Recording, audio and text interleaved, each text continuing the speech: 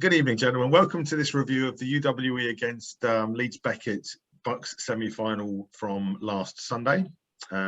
We've pulled a few clips together.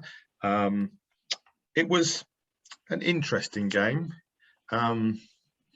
with some interesting things happening. I'll say no more than that. I will let us to look at the clips and then we will see where we get to. So Richard has kindly agreed to run the clips. So I think the first clip is play number 22 from memory, and this was one that Ewan specifically asked to have added. So Ewan, what did you want to talk about on this play? Oh, we're doing it chronologically. Okay. Yeah, I think so. Yeah, so the notes flagged up this saying, I can dig it up. What do we think about A13's actions on this play? So it's the slot receiver to the headline side. And actually, I don't know if you've got the replay when they. No, I didn't clip the replay. Yeah, when they show it on replay, they clip it. They crop it. Right. So you get a slightly better view of it. But the 13 certainly does something there, doesn't he? Yeah, it's there. Yeah.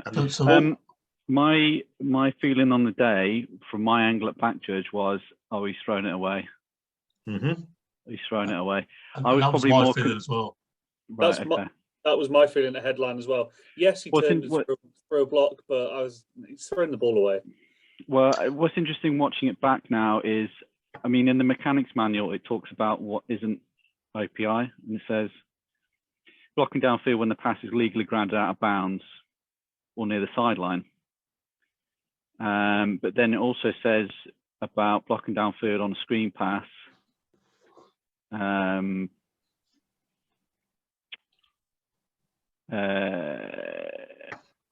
Well, yeah, I mean, I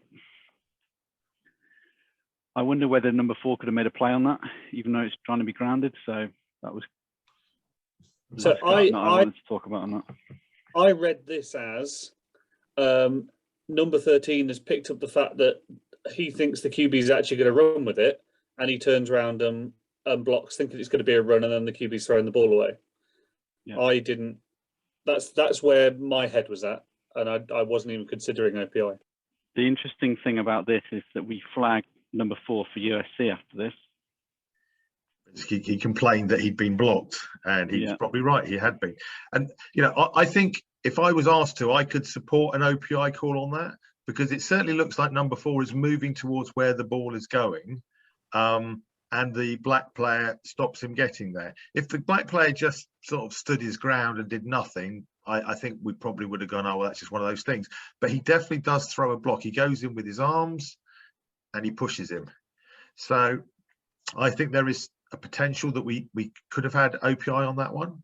And it's one I think we need to look at carefully next time we consider. Because I think, as Ewan said, now, there are times when throwing away the ball means that you probably don't have OPI, but I don't think this one was one of those occasions. But it's not a play you see very often, is it, where something like that happens? So it's one of those ones to log in your memory bank and prepare for the next time you see a play like this. Yeah. Just to be clear, sorry, Keith, it doesn't really show well on tape. He throws this ball quite far out of bounds. Fine. I think if this was on the sideline, I would have considered it a little bit more. All right. But this is probably 6 feet plus out of bounds. So okay. So I think the key here is once the ball's in the air for OPI, we need to have a catchable ball. So obviously catchable, the early, like in a defensive pass interference, the earlier the block is in the pass route, the more likely it is to be considered to affect the play. This was quite early, but if you are confident it wasn't catchable because the ball was so far out of bounds he wouldn't have been able to catch it even if he got there, then fine, then that's a perfectly valid reason for not calling a foul on this play. And I think that's what you just said, Henry. Yeah, I felt on the day it was well out of bounds, so I left it alone. Okay, and as I said, once the key here is once the ball's in the air, we're talking now about catchability. Just because you block a man downfield and you're an offensive player doesn't automatically make it pass interference at this point of view. At this point of time, rather, you have to have catchability once the ball's in the air. And if you're saying there wasn't catchability, then that's a correct no call. Okay. And the USC, whilst connected to the hit, it was just the player whinging about being hit, because the player came to me and said, he just hit me, and I went, yeah, but there's nothing there. He didn't, he's not exactly like a laid him out. And then he just turned to him as he was walking back and said, try that next time you something or other. Okay. But if you're gonna turn around to use language like that right in front of me, then the USC was extremely justified. Okay, fine. And I mean, I wasn't commenting on the USC in any way, shape, or form. I didn't see it. You called it, and it was enforced, so that's fine. Okay. Any other question? Go on. Yeah, just for me, when I was watching this back, I was watching A13, but so my key starts off as being the slot on the press box side, but then he goes out into the flat. So I'm taking 86, who's going downfield. Yeah. Yeah. There's a little bit of a push off. I wonder whether that is enough or whether they just push each other off. Like when you see it at the start, when it goes into a wide angle. So you're looking at the outside receiver on the near sideline. Right. Okay. So my key goes out into the flat. Now he's going downfield. There's a bit of hands there, and there's definitely some separation. And I don't know whether that. I mean, it probably isn't enough for a flag, but it's just interesting to see that there's separation there, and that's always one of those sort of key things. You're thinking, well, how did he get so open on that? Yeah. Well, you obviously on the day decided it wasn't anything, and so you didn't call it. So I guess that's purely judgment, isn't it? Well, what you saw and what you decided on that play. I don't think there's anything about tips or hints or anything. It's just I saw this. I didn't think it was enough on the day, and QB was scrambling desperately. I don't think he was looking for that particular receiver, was he? So no, and all of those are factors, aren't they? Yeah, I think so. Okay. Anything else on this play? Right, let's move on to the next one, which I think is... Go on. All right. Sorry, that's right. It was me. I'm just getting the other one ready. Yep. Just in case we haven't got the sounds. So we'll do, if sound doesn't come through, I'll come through. There you go. Yep, that's fine. It definitely works in VLC as well if Windows Media Player's playing up. Cool. Right, okay. So here's the second one. Which is line 29, I believe, from memory. This is when we realised we had a problem with the clock. But listen to the language and the dialogue. I'll play it through once with all the sound playing. Yep. At 6 minutes 16, 6-1-6, first timeout, UWE. 6 minutes 16. There's still 6 minutes to go in this quarter. Did somebody tell me we're playing 15-minute quarters or something that we didn't know about? Anyway, as we got a little break in play, I'll let you know who our officials are today. So the referee, the white hat, is Keith Wickham. Very experienced referee, been around a long time. Umpire, Richard Moger. Linesman, Stuart Taberer. Line judge, Jim Briggs. Back judge, Evan Patterson. Field judge, Tim. I'm not going to try and pronounce that name. Okendon, is it?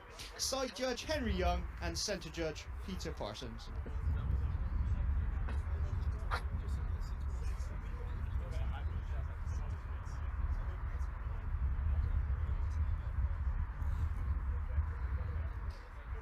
We're all a bit confused here, Craig.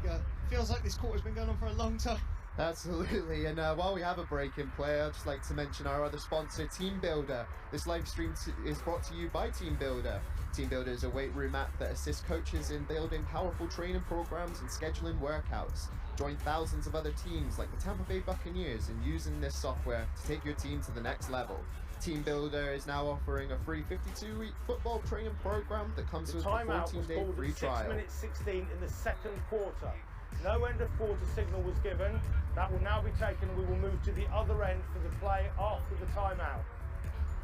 Okay, this is, we'll explain what's happened. The referees didn't call the end of the quarter. Okay. So, obviously, this is entirely down to one official not spotting something. I think he made some comments on this. Andrew, can you read those comments out for us? I can. This was where are we? This is clip 1, is it, Keith? It's line 29, I think, on the spreadsheet from memory. But yes, line 25. 25. Yeah, thank you. yeah. Line 25. Yeah, 29 was the wandering yard line. The comments from the line judge on this says, quote, "I'm embarrassed that this happened. Sorry, guys, I've never missed the end of a period before, and I never will again," unquote. Okay, so I don't think you can add anything to that, really. That there's no lesson to learn from that particular side of things. I think the lessons we need to talk about are, there's a couple. There's me and my announcement, and there's how we reacted to it, and if we should have done something different. So I'll deal with my one first, because it's easy for me just to keep talking. I knew there was something wrong as soon as that happened, which is why I didn't announce a quarter and I just gave a time. Because it just didn't feel right. And as I'm saying this and thinking, this doesn't seem right, but I'm going to give the time because the time won't change, everyone else is getting together going, well, hang on a minute, is this really what's going on here? And we all get together in the background, we discuss it. Jim eventually comes in and goes, oh, have I not changed the quarter? Sorry. And then I make the announcement saying, we're going to call the quarter now and move down the other end. I think my body language says quite a lot at that point as well. As I'm talking to the players, it looks worse than I think I was, but that's something for me to pick up on. I guess the only thing I could ask beyond that from the rest of the crew is, and I have my own thoughts on it, why didn't we spot that the last minute and 10 or minute and 50, because we had a timeout at minute 50 or a score at minute and 50, so we knew there was a minute and 50. Why didn't we spot that it had gone on a long time? Is there any reason for that? Well, I've been thinking about this, Keith, because I also, twice during that succeeding drive, did I go, this is a long minute 50. We must be there. Or I just kept on thinking to myself, he's waiting for a first down. Or, you know how some line judges like to change the quarter on a first down, or they're just about to score, he's just going to call it any second now. And I must have thought that 2 or 3 times in that drive, and I do wish now that I'd just gone, can I just check the time, because it's getting silly. But then also at the same time, I know that you were hounding Jim quite a lot in terms of running the clock, so I wondered if it was just being run quite slow. But I do think maybe one of us could have shouted up. I mean, I definitely thought it 2 or 3 times that we must be about there now, but I never actually vocalized it. So I think that the lesson for me from this is, if you feel that this is going on too long, you should probably ask for a time check, because that would have discovered it. I mean, that's not to say this is anyone else's fault.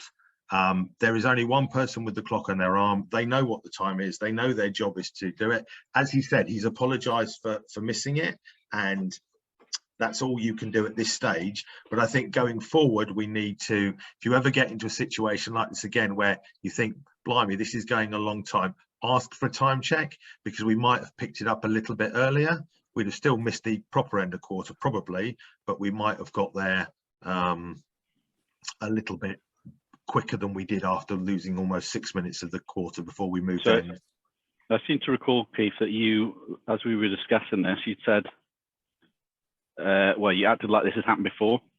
So what happened in that scenario? That was many, many years ago in a college game. It was picked up much quicker because somebody announced the time. The wing official with the clock announced the time, and very soon in the second quarter, and we all went, hang on a minute, that can't be right. And he went, oh hell no, we haven't changed ends, have we? So it does happen. It's unfortunate when it happens. You would hope it would get picked up fairly quickly, because as you look at your watch and you realise you're under 12 minutes and you haven't changed ends, you would think, or 15 minutes in an adult game, you'd think, oh, something's gone wrong here. I need to do something. So it's regrettable that it took 6 minutes of game time for us to identify, for the person to identify this. It happens. Was this the same? Was this the drive after the score? Yeah. Yui scored at 1 minute 50 remaining. Okay, so we didn't have a change of possession after that score, because usually we have a time check, don't we? Yeah, No, I think it was a long drive by Leeds. Okay. It was a long drive from Leeds. It was after the second Yui score, and there was that long drive, and it kind of similar to Stu. I was thinking to myself, this is going on for a long time. What's kind of happening here? But it's for me, similar kind of now speaking out about it. If we are, if I am unsure now, I think I'm going to definitely raise it over the radio. Yeah, and I think that's the big learning point, that if you feel something is wrong, it's like a penalty. If you feel it's wrong, don't be quiet about it.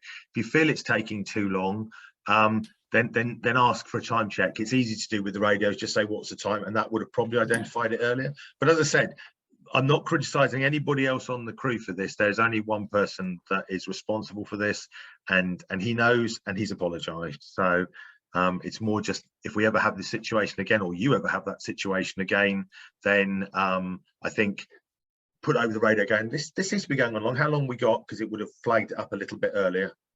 And again, my announcement of no signal was given was meant to be very neutral, because I was definitely not trying to pass the blame onto anybody on an announcement. I was just saying, we're going to move down the other end now. And it was what came into my head as I was saying it. Anyone else got anything to add on this play? Okay, let's move on to the next play, which I think might be number 29. Yep.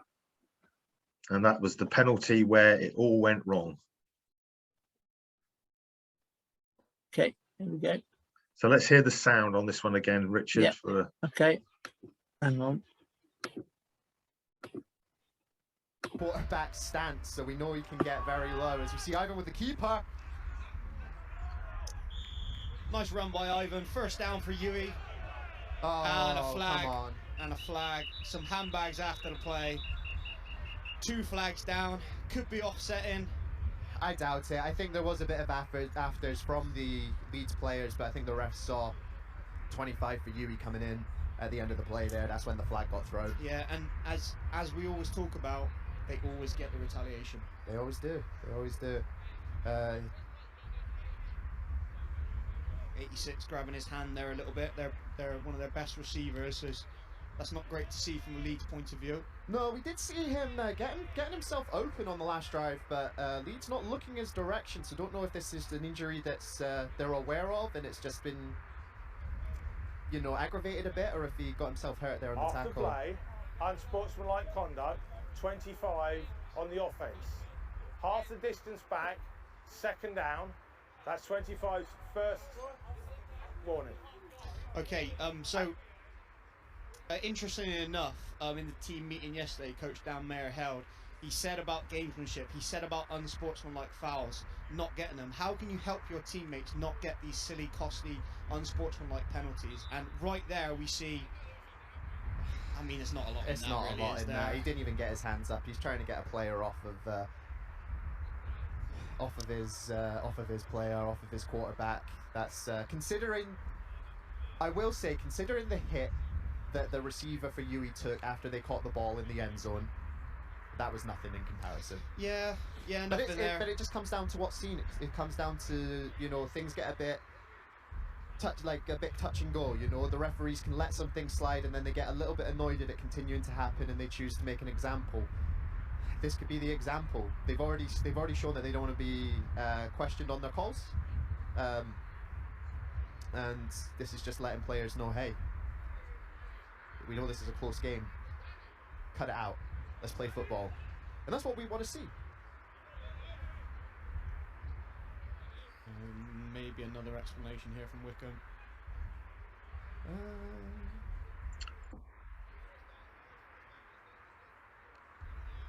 something's going on. We've not been blown. Whistle's not been blown back in. I think they're just making sure they get the yardage right.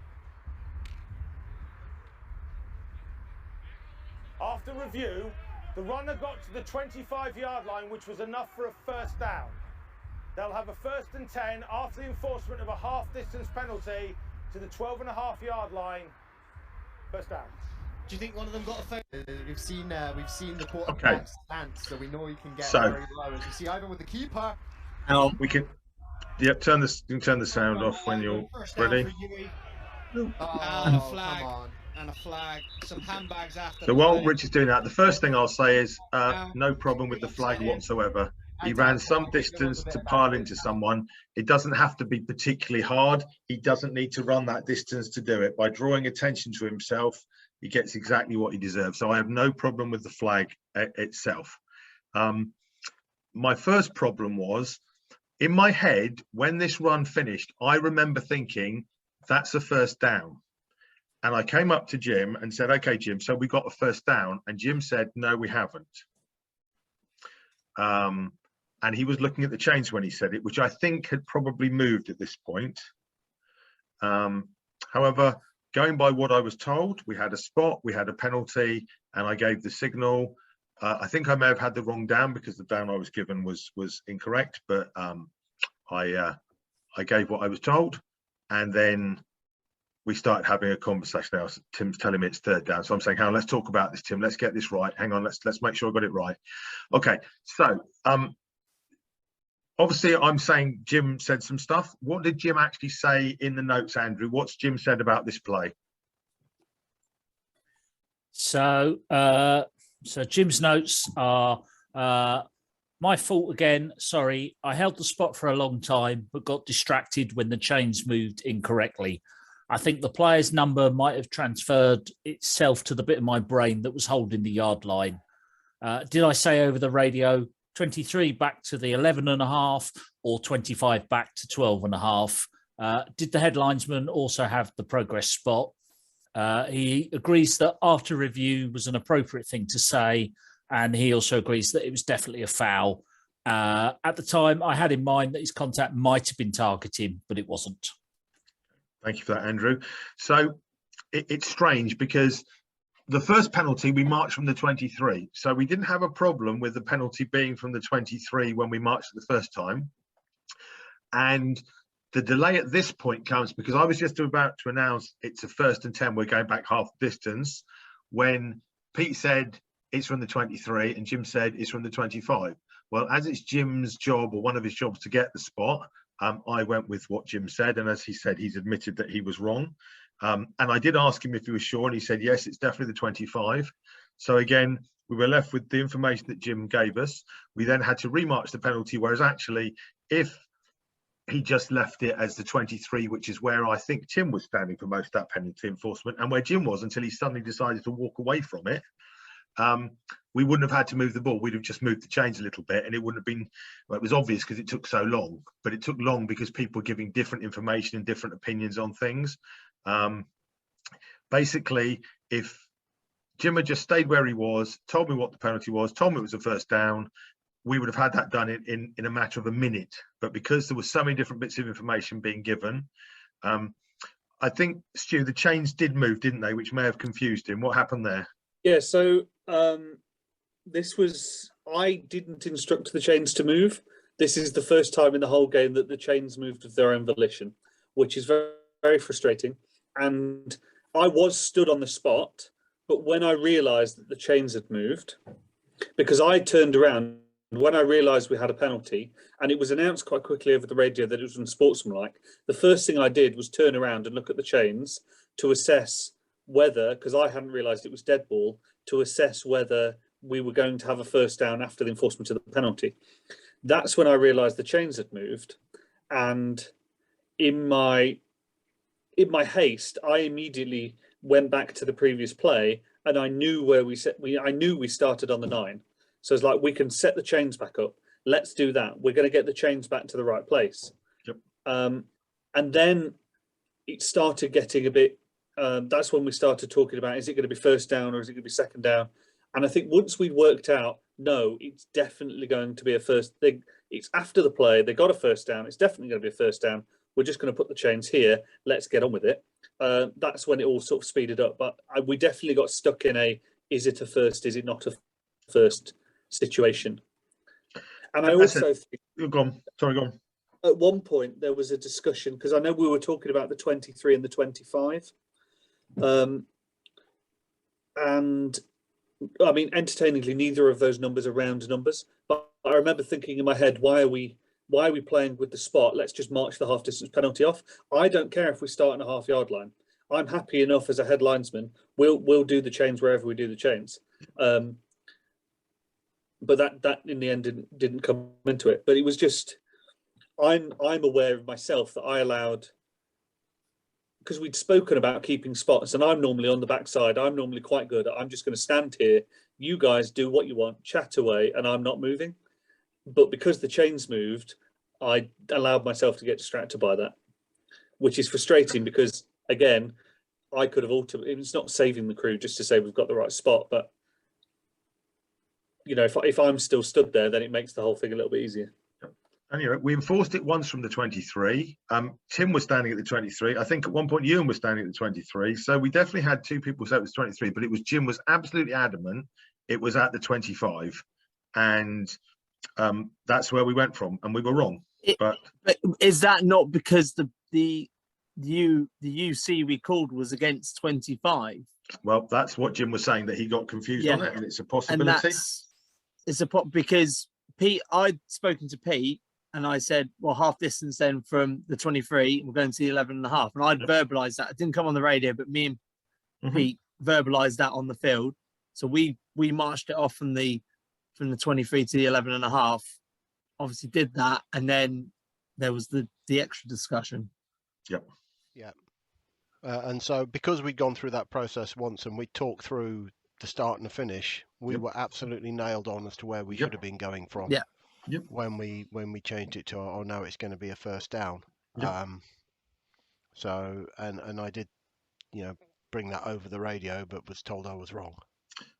Well, Jim was adamant that it was the 25, and he had forward progress on the play. So I'm not going to argue with him on that, because he's the man who has to go. The problem is if one person's saying, it's adamant the 25, but you've got multiple members of the crew saying, no, actually it's here, and a whole bunch of stuff has gone on. Is it not worth considering? Well, there's a reason why all these other members of the crew have all got the same yard line. Okay, and that's a fair point. Just because Jim was the covering official. No. But all I had was you saying the 23, and obviously I haven't had any of this other conversation before that. I've just had you saying it's from the 23, and Jim saying no, it's from the 25, and his job is to tell me the spot. He's given me a spot, and I don't want to get into a huge argument, particularly when we've already spent such a long time just getting to this point because of all the shenanigans that have gone on before. So maybe I should have stood up for more, but actually I just wanted to get on and move it along because we'd already spent ages doing this, and just do a bit more would added to that.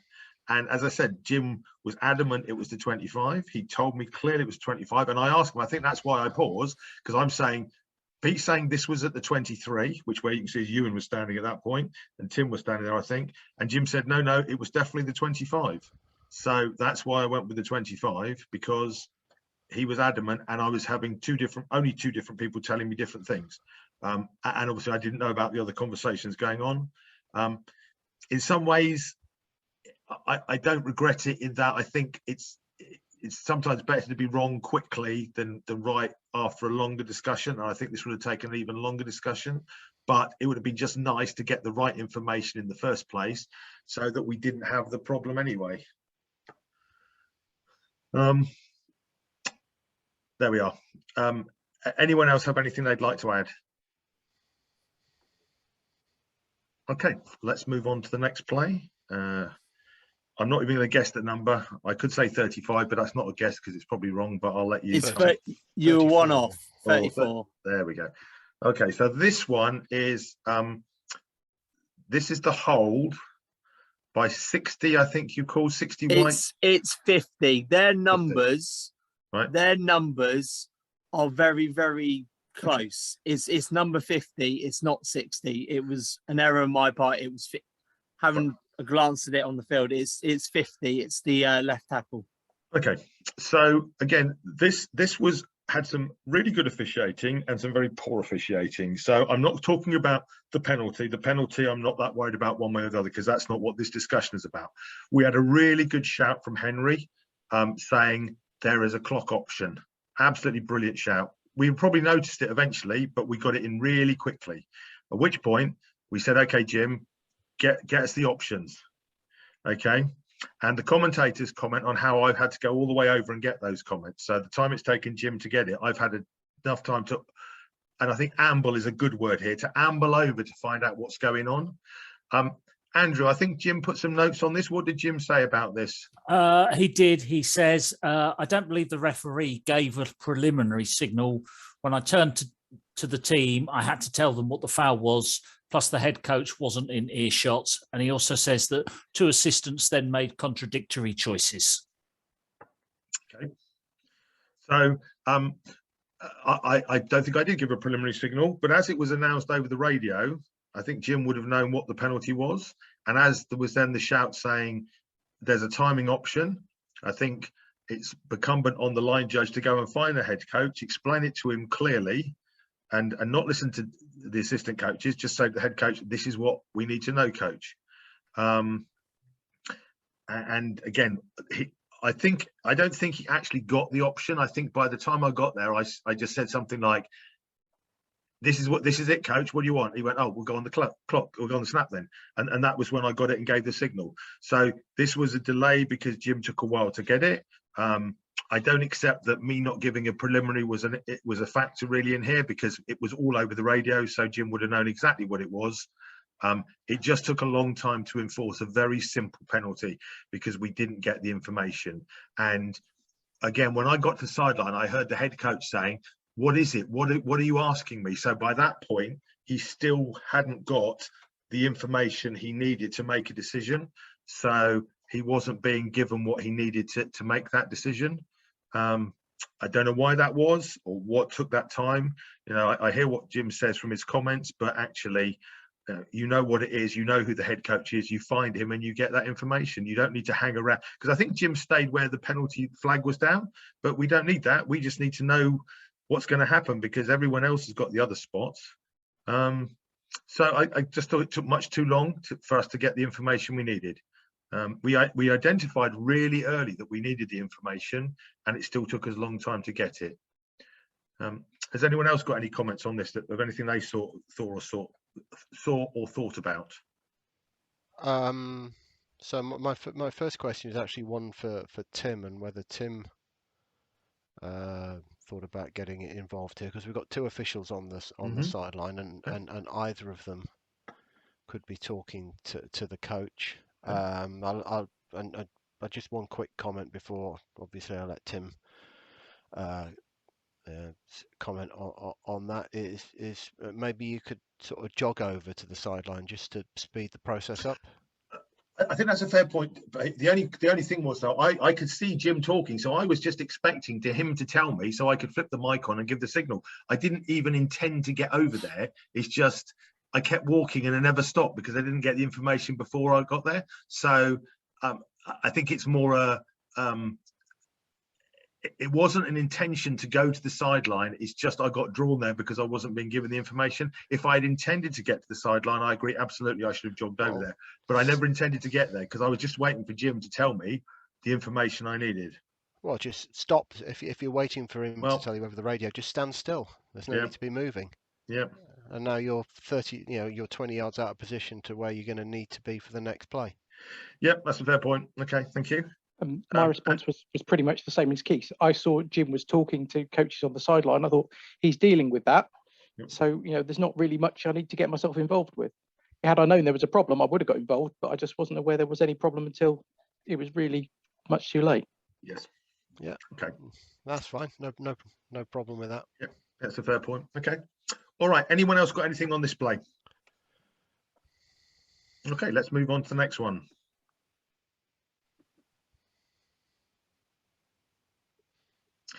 Okay, so let's start with the good thing on this play. We've identified there are 12 men on the kicking team, and we are in absolutely no hurry to allow them to kick off. We wait until the 12th man is off the field, and then we're ready. So that's good officiating. So well done, Richard and all the crew at the top end of the field. Then we have this kick, and just pause it a second, if you can, Richard. Bring it back a bit. That we can leave it like that. So Okay. you can see where the ball is. You can see where I am. You can see where Stuart is. Stuart. Yep. And that's right, because the mechanics, I believe, say I will choose a side where the ball is going. When I choose the side, the official who's got my back releases earlier, and he starts watching for, or continues to watch for, blocks ahead of the run, things like wedge blocks possibly, but also clips, blocks at the back, stuff like that. He gets those. It says, I believe, that well, has anyone actually read the mechanics on this one particularly, on what should happen to the line judge when this happens? Says here, if the ball clearly goes to the opposite side of the field to you, move upfield about 10 yards to get a better / different angle and leave blocks and any illegal wedges. Yeah, so that covers the headline sign. So in terms of the near side, which is where the ball is, it's 13.1c5 in the book, and it says if the kick threatens to go into the end zone, stay on the goal line out of the way of all players to rule on a touchback. Okay. All right, because if you now let it run on a little bit, we'll see where Jim's standing.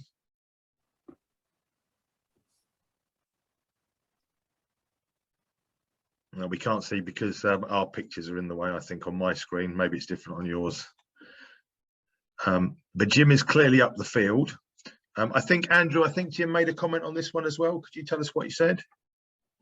He certainly did. He says, I anticipated that B30 was going to catch the kick. He also says there is no problem in leaving the goal line on a play like this. On a kick, the goal line is a line, not a plane. And if the kick had touched the ground in the end zone, I was in a good enough position to rule on it, as were you, Keith, as you were on the goal line. Yes. And, you know, I disagree with that for a couple of reasons. One, it's not what the mechanic says. And therefore, if the mechanic says you should do something, the rest of the crew are entitled to assume that you will be doing that thing. Because if you do something different, then you throw the rest of the crew off by what you're doing. The second one is, it's not whether the ball touches in or out the goal line to an extent. It's where someone else touches it before it goes, or if it goes into the goal line. Because if a black player touches it in the field of play, the clock will run. And if he doesn't, it will be dead when it goes into the end zone. So you need to know if it's touched, and you need to know where that touch happens. And if it's very close to the goal line, you have to make a decision. Keith, on that, yeah, Ewan and I had almost that play you're describing on a game earlier in the university season. Yeah. And if I'd been in the wrong position, you know, if I hadn't been on the goal line when that happened, I wouldn't have been able to make a judgment on that play. I would have been, you know, because I was anticipating them, you know, catching the ball and then advancing it. But so there was, you know, it does happen, and it has happened on that very field earlier in the season. It's an Astro field. It's a 4G pitch. The ball bounces all sorts of strange ways on 4G pitches. And also, when we had one of those meetings with Brad, when he did one of the elite clinics, he was saying that we really ask for our goal line officials to stay on the goal line and not try and race up the field, even if the ball's caught ahead of them. It's just to trail up so they've got that nice angle to see everything that's happening. So all I can say is for anyone watching this one, if you're on a big crew, if the referee is facing you, stay on the goal line until the ball is definitely picked up and is being brought out so that you have the best possible angle to deal with it. Also, because the rest of the crew will be expecting you to do that. And if you don't, you may be throwing them out as well. Any other comments on that play from anybody? Okay. Just for me to say that I had identified it was your side of the field, and so I did go down the sideline. There was I think there was one kick where I identified it was going to your side of the field, and then it ended up. I think it was one of the ones where they did the cheeky backwards pass, and then it all of a sudden came to my side of the field, and I'd advanced. Because I'd deliberately gone ahead of the returners, I then found myself having to backpedal to get behind the return because it was all of a sudden coming my way. But that wasn't necessarily I originally diagnosed it correctly, but I was aware that I just needed to adjust my. You'll have old positions where the ball does strange things, but you followed the mechanics. You did what the mechanics said. There was no criticism of you on that play, Stu, because you were doing what you're meant to do. And sometimes if it does come back, you may have to stop or go back a little bit. But you're in the position to look at some of those blocks in front, so you want to be able to see those. And you were fine there.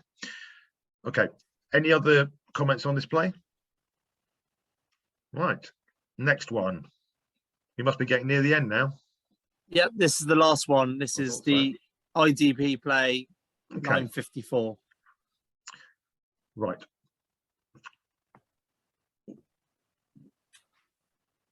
Okay. So I think you mentioned you messaged me after this, Stu, to talk about it, didn't you? So do you want to say what you want to say on this first? This is just a complete whiff. This is a completely blown call. I am more frustrated with myself because the IDP has become my monkey now, and I cannot get rid of it. But the most frustrating thing is that I have increased since the start of the season. I think I've developed myself quite a lot in the way that I officiate these sort of plays. I vocalize to myself the numbers of the eligibles that are coming towards me. I'm identifying eligibles. I'm identifying ineligibles. I'm telling myself when people are covered up.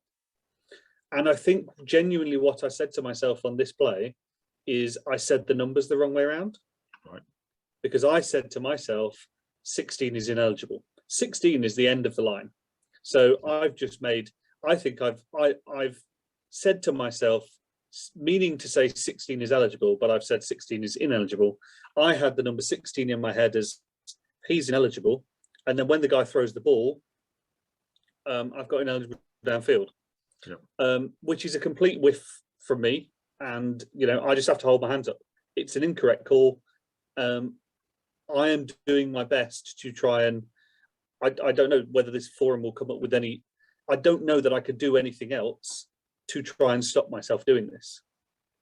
I'm saying all of the things to me. I just said it wrong in this instance. Yeah. And you sometimes, as you say, you get the monkey on your back and you can't shake it off, and you just have to keep working through, and eventually it will fall off on its own. You just need to see more plays and make more correct rulings until you're just the point where you go, yeah, that's no problem, I'm doing it right now.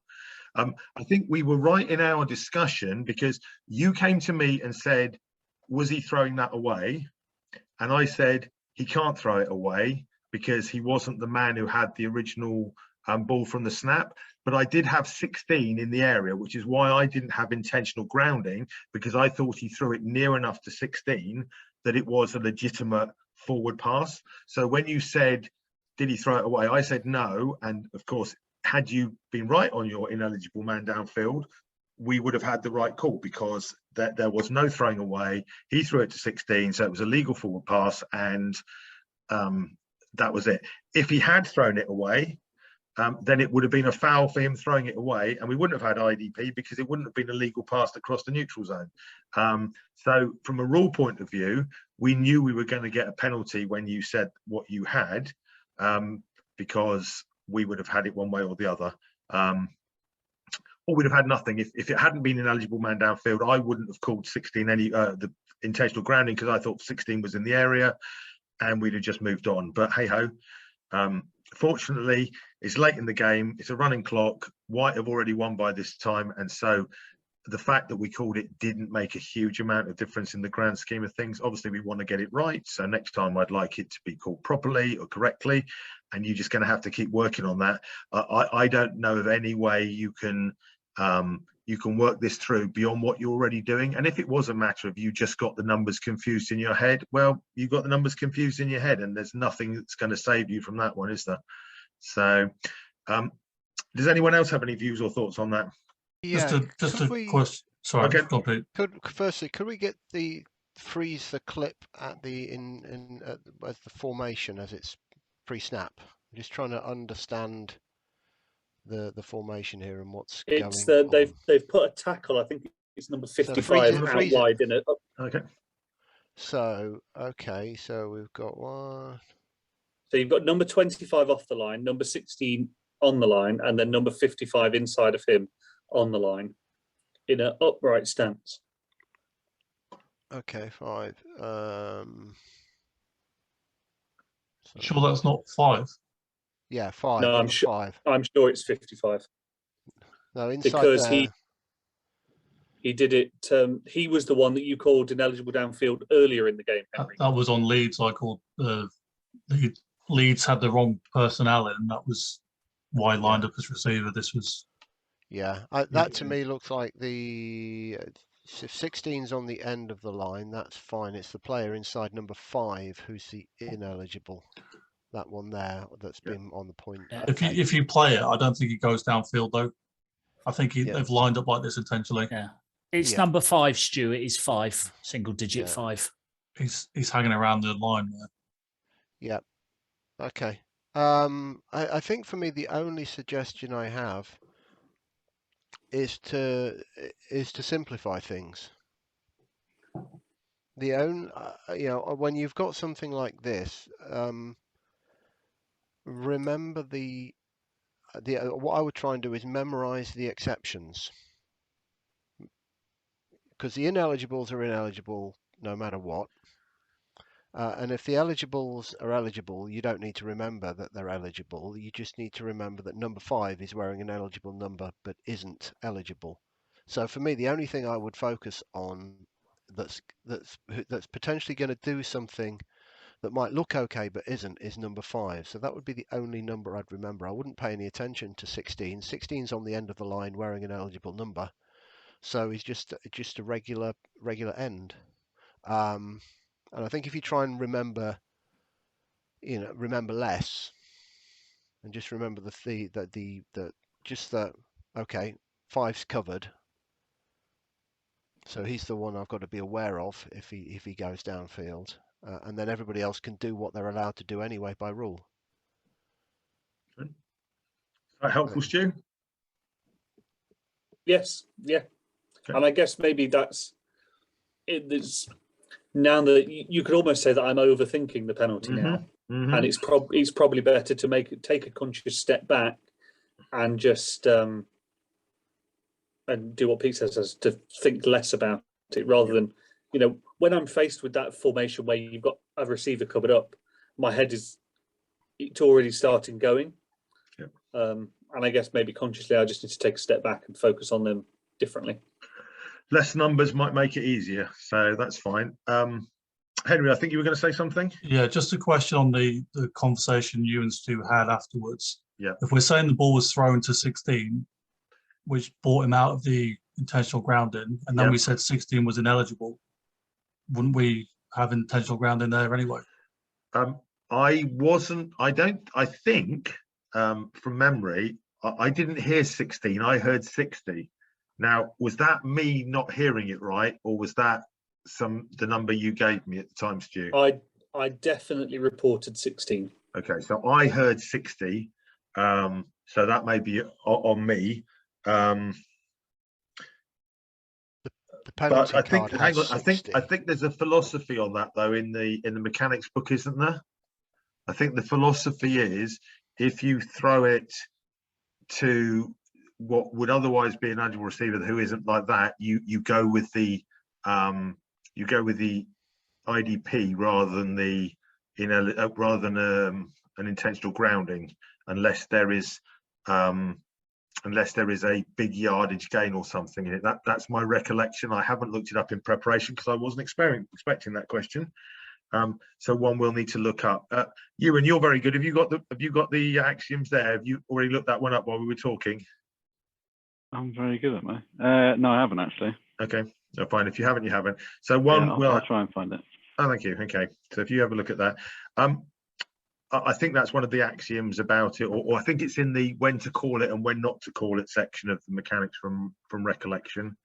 And would that apply because he's handed the ball off to a different player in the play, right? So yes, does that so still apply then, or there's two sections? I mean, the first one is once if he is the original person, he can throw the ball away. If he isn't the original person who had the snap, he can't throw the ball away. So I knew he couldn't throw the ball away. So the question then was there an eligible receiver in the area? And I saw 16 in the area and thought, okay, that's fine.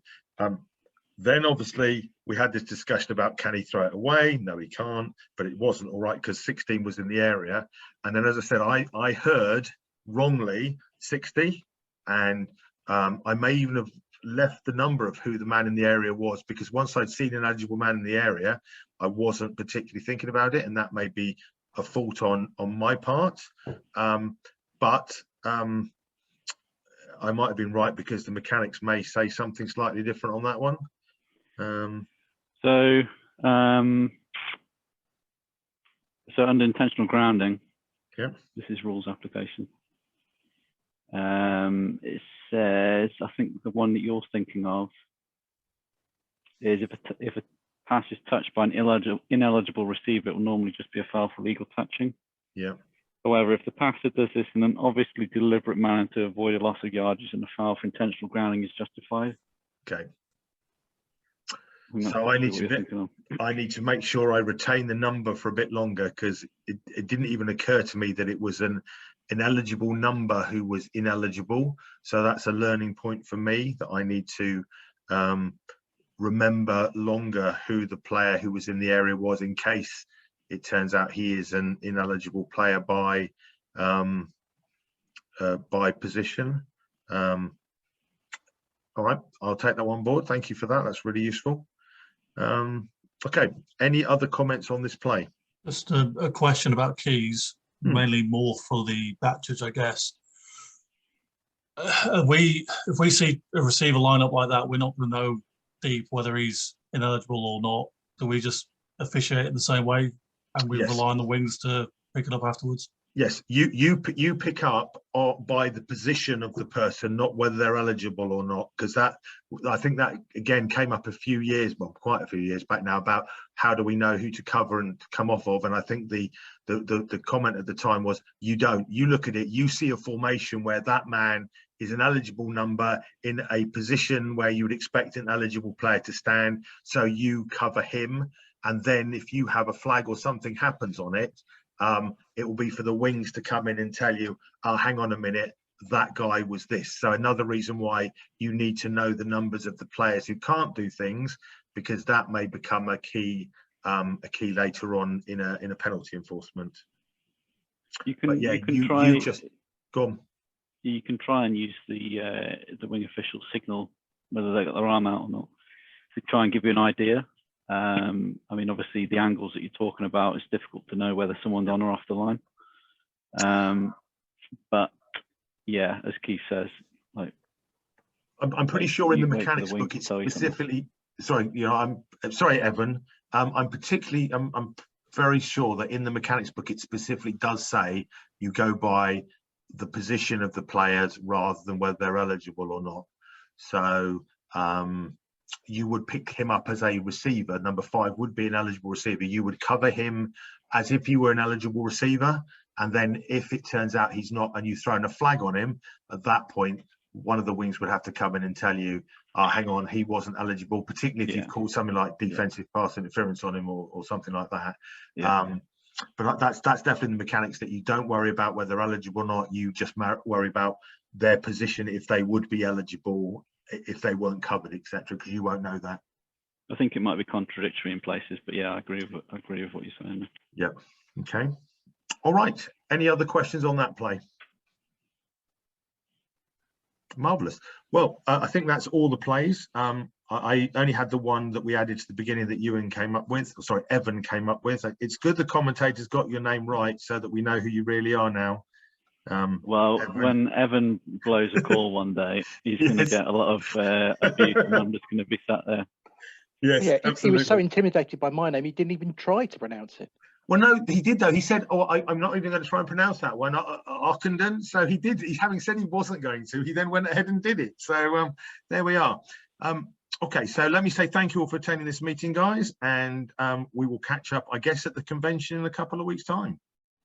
Thank you very much.